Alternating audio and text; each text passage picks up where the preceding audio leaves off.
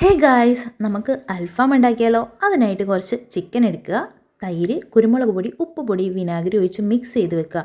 നാരങ്ങാനീരാണ് നല്ലത്, അതില്ലാത്തതുകൊണ്ടാണ് ഞാൻ വിനാഗിരി ഒഴിച്ചത്. ഇനി ഇതിലേക്കുള്ള മസാല തയ്യാറാക്കാനായിട്ട് സവാള, തക്കാളി, മല്ലിയില, പച്ചമുളക്, ഇഞ്ചി, വെളുത്തുള്ളി, മുളക് പൊടി, മഞ്ഞൾപ്പൊടി, മല്ലിപ്പൊടി, ഗരം മസാല, പെരിഞ്ചീരകം എന്നിവ ചേർത്ത് വെള്ളം കൂടാതെ അരച്ചെടുക്കുക. എന്നിട്ട് നമ്മുടെ ചിക്കനിലേക്ക് നന്നായിട്ട് മിക്സ് ചെയ്ത് കൊടുക്കുക. ചിക്കൻ ഒന്ന് വരഞ്ഞു കൊടുക്കണം. എന്നിട്ടൊരു കുറഞ്ഞത് 4 മണിക്കൂർ നമ്മൾ റെസ്റ്റ് ചെയ്യാൻ വെക്കണം. ഞാൻ തലേന്ന് വെച്ച് പിറ്റേന്നാണ് ഉണ്ടാക്കുന്നത്. പിന്നെ അളവുകൾ ഓരോരുത്തർ എടുക്കുന്ന ചിക്കൻ അനുസരിച്ചിട്ടാണ് കേട്ടോ. ഇനി നമ്മൾ 180°C 30 മിനിറ്റ്സ് സെറ്റ് ചെയ്ത് കൊടുത്തിട്ടാണ് നമ്മൾ എയർ ഫ്രയറിൽ വെക്കുന്നത്.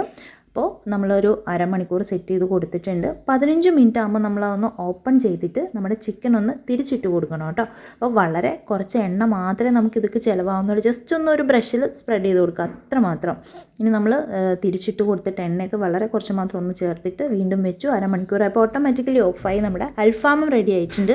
നല്ല ജ്യൂസി ആയിട്ടുള്ള അൽഫാമാണ്, നല്ല ടേസ്റ്റ് ഉണ്ട്, മസാലയൊക്കെ പിടിച്ചിട്ടുണ്ട്. ഇതൊക്കെ നമുക്ക് വീട്ടിൽ സിമ്പിളായിട്ട് ഉണ്ടാക്കിയെടുക്കാൻ പറ്റുന്ന കാര്യങ്ങളാണ് കേട്ടോ. അപ്പോൾ വീഡിയോ ഇഷ്ടപ്പെട്ടാൽ ലൈക്ക് ചെയ്യുക, കമൻറ്റ് ചെയ്യുക, സബ്സ്ക്രൈബ് ചെയ്യുക. ബൈ.